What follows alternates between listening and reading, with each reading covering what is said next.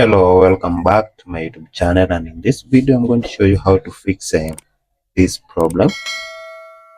USB, your flash drive saying it's empty despite it showing here it's full, and probably you've tried all the method. I've tried going to the view lists and showing hidden items, still it's not working. uh, Going to running the command prompt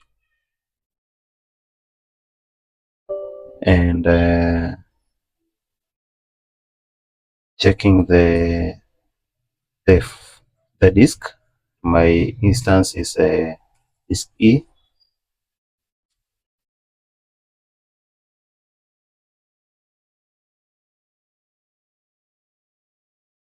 You can see it's saying the disk has no problems.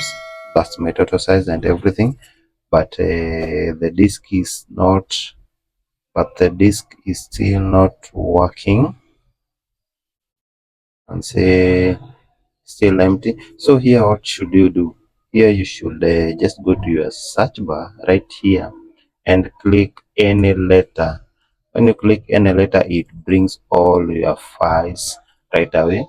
You can copy all the files and transfer it to another disk and format your flash drive and start again and start uploading new files.